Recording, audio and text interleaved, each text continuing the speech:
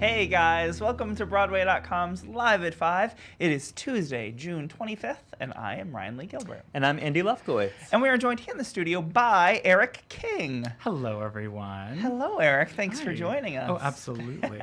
And we have an absolutely fantastic guest with us Yes, we today. have Mallory Portnoy here from the Tony-winning revival of Tony-winning. Oklahoma. Yes. Woo! That's right. Very excited to talk to Mallory and hear all about Oklahoma. But first, let's talk about today's top 5.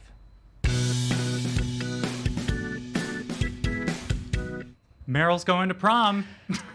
She Yes, sure is. She absolutely is. Yes. So we got full casting for the highly anticipated screen adaptation of The Prom. Yes. The cast is ridiculous in the best possible way. It's crazy. Movie stars. Oh my Yes. gosh. A-listers. Yeah. Yes. A-listers, right. So this is the cast: Meryl Streep as Dee Allen, James Corden as Barry Glickman, Andrew Rannells as Trent Oliver, Nicole Kidman as Angie, and Ariana Grande has been reported to play the role of Alyssa Green, but that's still a bit up in the air right now. So that's the way it was Yes. originally reported that way, but now Yes. Billboard is saying that they looked into it a little bit and it conflicts with her touring schedule. Yes. Is what, so we don't. But you're hunting down. Yeah, that so you're- we're hunting that down. Also, we found out that Awkwafina, the rapper and actress, is going to take on the role that is played on Broadway by Josh Lehman. Absolutely, On Broadway, yeah. it's Sheldon Saperstein, it's the publicist. In the film, it will be Ms. Sheldon. Oh, I love So, it. Yes, all right, hey. absolutely. And Keegan-Michael Key, who was seen on Broadway in Meteor Shower, is going to play Mr. Hawkins. Incredible cast. Yes, Absolutely great amazing. And cast, what are guys. they doing with Emma? So Emma, they're doing a nationwide casting search to fill her role. Absolutely. Yeah, Very so cool. The film Very cool. comes out in September of next year. So until then, go to the Long Acres gonna Theater say. and see the incredible Broadway company. Yes. They're unreal. Don't just wait for this. Through Make August sure you go 11th, see. you have Absolutely. to see them. For sure. Yeah. And we're getting even more of this comedian's new show on Broadway. So yeah, we reported on here a little bit a while back that Dave Chappelle is making his Broadway debut, which is very exciting. He's going to be at the Lunt Fontanne Theater beginning on July 9th. He was initially going to play there through July 13th, but now you have until July 20th to go see Dave Chappelle. He obviously had 4 specials on Netflix in 2017: The Art of the Spin, Deep in the Heart of Texas, Equanimity, and The Bird Revelations. He put those together as 2 double albums later on, and he won Grammy Awards for Best Comedy Album in 2018 and 2019. Other than that, Dave Chappelle has been on so many things. One of the most famous comedians in the world, finally making his Broadway debut. Very exciting. Yeah, totally. And Lincoln Center Theater has announced this world premiere play for its fall slate. I'm so excited about this. Are I don't know you? if any of you guys saw Samuel D. Hunter's play The Whale at Playwrights Oh, Horizons. absolutely, yes. Oh my God, it was so good. was. He's such an incredible playwright, and he is going to, he penned the world premiere play called Greater Clements, and it's going to appear at Lincoln Center Theater this fall, starring none other than 2-time Tony winner Judith Ivey. So this is going to play the Mitzi E. Newhouse Theater beginning on November 14th and open on December 9th. So the play follows the once proud mining town of Clements, Idaho, which is rapidly disintegrating, as Maggie, played by Ivy, prepares to close one of the town's last remaining businesses.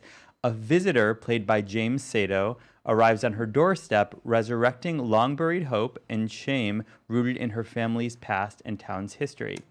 So this sounds like a really, really Dramatic. So it's gonna be a interesting, long dark play. time. I know. It's a laugh riot. But this No. sounds really interesting. He's such a great playwright, He is. and Judith Ivey is an incredible actress. So definitely check this out at Lincoln Center Theater. And I'm going to sing. So are you ready? Please. Jimmy, oh Jimmy. That's it. Well done. So this is in regards to the 11th annual Jimmy Awards happened yesterday, June 24th, at the Minskoff Theater. They are also known as the National High School Musical Theater Awards. As of right now, Andrew Barth Feldman is starring in Dear Evan Hansen, and Renee Rapp is in Mean Girls. They are both winners of the Jimmy Awards. The new winners, the 2019 winners are Ethan Kelso, who won for Best Performance by an Actor. He played Will Bloom in Big Fish at Salt Salt Lake School for the Performing Arts in Logan, Utah. And Ekele Ukegbu, she won Best Performance by an Actress for playing Aida in Aida at the Elmont Memorial Junior Senior High School in Nassau County, New York. Ethan Kelso performed Wondering from the Bridges of Madison County. Oh my God, these kids have good taste. Oh my God. He performed that at the ceremony, and Ukegbu performed I'm Here from The Color Purple. So they are ridiculously talented. That's insane. They also both won $25,000 scholarships, which is so amazing. Which will get you about like a small portion of your college nowadays, but still, it's a big deal. Unless Elizabeth Warren has her way. Right, more than 80 students participated in this event. Ben Platt hosted the big night. Renee Rapp was there. Andrew Barth Feldman were there. It was an amazing night. We have photos from the night on our site right now. I'm sure we're going to be seeing these kids on Broadway in absolutely no time. So congratulations to both of you. And finally, this Broadway vet is taking on a solo show. Yeah, so this is pretty exciting. We found out that Tony nominee Adam Pascal, who, as we all know, originated the role of Roger Davis in Rent, is going to debut a new solo concert this summer at the Green Room 42 in Midtown. So the show is titled So Far, and it's going to run on July 18th at 7 p.m. and 9:30. The retrospective is described as an evening of songs, stories, and questions in an intimate acoustic retrospective of his career. Love Adam Pascal. Love Adam Pascal. He recently appeared on Pretty Woman for a couple small stints. That's right. His voice is incredible. Yes. So definitely worth checking out. Right. And a couple of other things you can see on the site right now. Michael James Scott, who is the genie in Aladdin. We have the first episode of his vlog, Life in the Lamp, that you can watch right now. It's a riot. It's hysterical. And Rock of Ages reopened off-Broadway at New World Stages. And we have photos from that as well. Yes. All right. Go check all of that out. But first, let's hear from Mallory Portnoy. Andy, thank you so much. Thanks for having me. Of course. Eric, would you tell us a little bit about today's guest? I would love to. Okay. Mallory Portnoy is currently making her Broadway debut in the Tony-winning revival of Oklahoma. She has played Gertie in Daniel Fish's reimagined production of the Oscars and Hammerstein classic since its run at St. Anne's Warehouse, and previously appeared in the off-Broadway's A Midsummer Night's Dream. You may have seen her on TV in shows like Roger the Chicken, Grace and Frankie, and more. Be sure to follow her on social media at MalPorts and leave all your questions in the comments below. Please welcome Mallory and Ryan. Hello, Mallory. Hi. Welcome to Broadway.com's Live at 5. Thank you. We've been so excited to have you for a long time. It's so great to see you here finally. I'm so happy to be here. You are in the Tony Award-winning revival of Oklahoma. How does it feel to be a part of that? It feels so great. No, yeah. How exciting is all of that over? What's the energy like over there right now? It's great. I mean, we've been doing this show, most of us. Half the cast came on with St. Anne's Warehouse, but many of the rest of the cast and the creative team, obviously, has been doing it since we did it in 2015 at Bard Summerscape. Yeah, absolutely. So when we were rehearsing it and when we started doing previews for that at Bard, we were like, what is this crazy piece of theater and like performance art? I mean, it was always Oklahoma, but we knew it wasn't for everyone. And every milestone we've hit and the further we've gone with it has just been like the little engine that could, and we are so thrilled. No, it was certainly one of those things you just kept hearing about it more and more and more, and then everyone was putting it on their anticipated lists, and then it was like best performances of the year. Yeah. Like just that drumbeat was so steady for so long. What was it like performing at the Tony Awards? I mean, this is your Broadway debut. Yes. What was it like to check that milestone off of your dream list, I would assume? It was so amazing. I've never been so nervous in my entire life. Also because the number we did isn't taken directly from the show. We sort of morphed it for the Tonys, which I'm sure everyone does. Absolutely. But also being in the opening number, I was terrified because half my cast was just featured in the beginning. They were just like standing and swaying, and it was very simple. The other half of us were put with like the Broadway chorus dancers, and that's not my forte. So I was like learning this choreography, and I was like, I hope the camera doesn't catch anything. Right.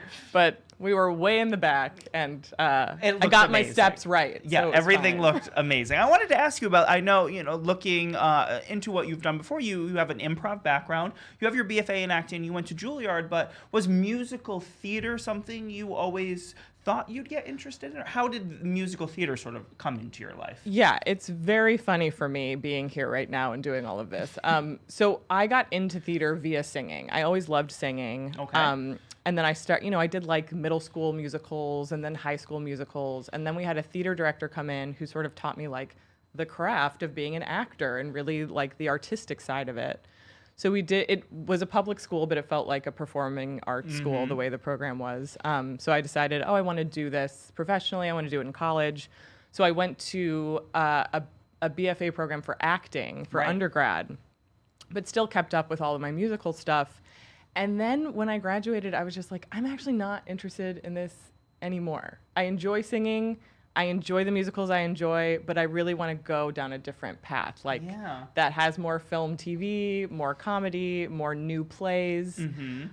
So that, and then I went to Juilliard, and so that really became my focus. Right. But we had a singing class at Juilliard, and I was always like, I'll go. It's because I love it. But that's what's amazing about doing this now is even, doing the chorus thing in the Tonys. I'm like, I can't believe I'm doing this because my career took this turn. Right. But we refer to Oklahoma as a play. The way it feels. So I can imagine. Right. Yeah. How did you, when you first heard about this, I don't want to say take because it is Oklahoma, but when you first heard about Daniel Fish's vision for Oklahoma, what did you initially think of it, and did you see yourself as a part of this production? How did that play out for you? Turned down the audition twice. You turned it down twice? Yes. Wow. Because I was like, I don't want to go to Bard. I was just graduating from Juilliard, so I thought it was going to be really great. So I didn't want to do that. And I had seen Daniel Fish do a production of Buried Child at Juilliard. Okay. That was amazing. But I was like, I appreciate that. That is not my jam. Got it.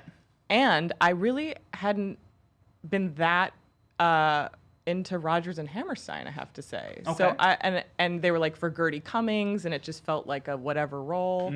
So really nothing was appealing to me. But the casting director kept saying, you have to go. Yeah.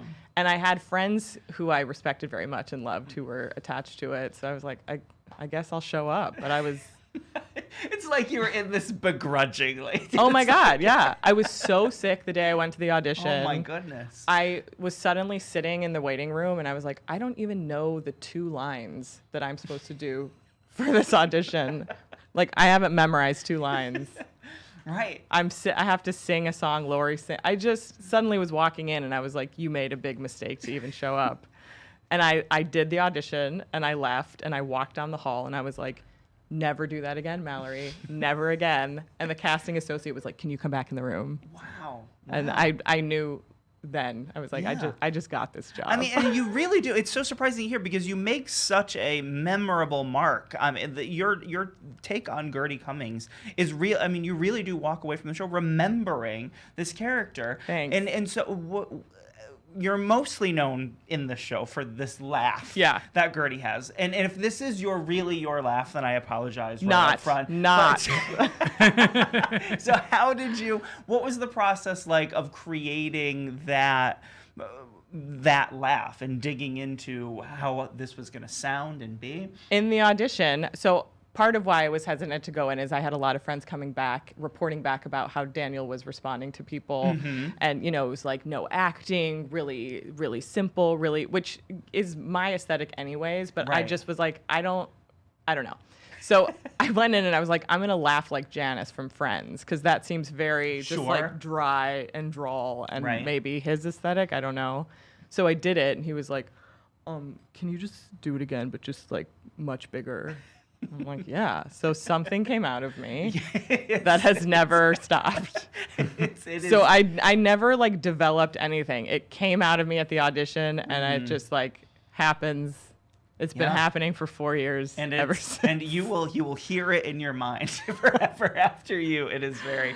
What do you make of the sort of how since you come from an improv background, what do you make of the sort of interactions that you have with the audience in Oklahoma? They're not sort of direct interactions, but you're all in this community hall together. Is that something that you were really comfortable with, or did you have to sort of get used to the way that walls are sort of taken down in this production? I feel like because it's grown so gradually over time, because at Bard it was just 2 rings of picnic tables and it was Right. like 150 people. Then at St. Anne's it was 300 something people. Now it's 750 people. I've gotten used to it and I feel so locked in. The amazing thing about the show is that there's storytelling happening around the stage at every moment. Exactly. So I actually, it's funny because people say, oh, did you see so-and-so? Did you see so-and-so? I never see people. They're with me. I'm literally sitting on a table with them. I'm taking it in, but I'm so locked into the storytelling with each person on stage at every given moment that that's sort of my focus. Got it. Yeah. But we all have to work to expand to include everyone. Right. Even more than if it were a proscenium stage or if the lights were out and it was in the round. Right. And you've had some very interesting, I know Eric was at a performance where the lights went down and the audience members sometimes get confused. When it goes dark. When it goes dark in this show. Yes. Yes. Or Yes. phones come out, flashlights. Yes, it's very difficult. Also, you share a dressing room with Ali Stroker. Yeah. And Tony Award winner. Tony Award winner Ali Stroker. We're so excited. What's dressing room life like between the two of you? We get along so well. We have a blast. It's a good start. And we constantly are like, oh, thank God for you. Because if we didn't get along so well, it's tough to be in a dressing room with someone for a long time. Yeah, no, for sure. So I was so excited for her, and we're just really there for each other, and we just have very similar sensibilities and sense of You've made senses it of all humor. Western themed in there. I've seen. Yeah, right? we have it. She's able to make a space that look very Instagrammable. So I sort of was like, you have at You it. I take will over. help. I will help in any way I can. But I trust your vision here. Yeah. Yeah. And we're going to open up to a question or two from people who are watching. But now that you you've made your Broadway debut in a musical, even though you didn't think that, is this now? Are there other musicals you'd be interested in doing? Is this something that you would like to continue to do, or do you find yourself going to be one of those people that tries to balance with your TV and film work as well? I definitely want to carry on in the sort of film, TV, play Sure, of course. venue. But I love musicals, and I love this way of coming at a musical. And there, it's like Cabaret and Funny Girl Yeah. and anything Sondheim, something that has Adam Gettle, anything that has a really rich book, and the music is really interesting to me. I think anytime it feels like a play with music, I'm really jazzed about it. Or and if how it's just you'd get kind hooked. of it doesn't feel, I don't know. Yeah, no, you think that'll be what sort of hooks you in? That's yeah. what draws me to musical theater. Totally. And also my voice is my voice, and I've tried to make it a certain way for so many years, and I've just sort of accepted this is who I am as a singer, and these are my limits, and this is what I can do, and anything that fits into, I would love to be a part of, but I know that's not everything. Fantastic, though. That's great. Eric, what would some of our viewers like to know from Mallory? Absolutely. Okay, Bradley has a question. If you could switch tracks with any role in the show for one day, who would you choose? Oh my God. Well, I've not, because I actually I'm the second cover to Aunt Eller, so I only think about if I would go on for her. Oh. I'm Yeah. I don't know. I sort of because it's such a I'm blanking on the word voyeuristic Yup. feeling. I almost would love to see the world of the play through any character's eyes. But But I feel like maybe I would love to play Will Parker. That seems about right. No, I love that. I feel like maybe Will Parker. Right. Yeah, they seem And like then parallel characters. you and Allie will just be able to, Yeah. just have. I'd be really into this version of Oklahoma. If you ever do go on for Will Parker, please let us know. I will let everyone know. I will be. Absolutely. Absolutely. Okay, then one more, and we love a dream role question. So, do you have any dream roles, Mallory? Alec would like to know. For musical theater. Could be anything. I think you can take it anywhere you like. One of my dream roles is Josie in Moon for the Misbegotten. A lot of my dream roles will be for when I'm an older lady. But in terms of musicals, I would love to play Fanny Bryce. Yeah. Absolutely.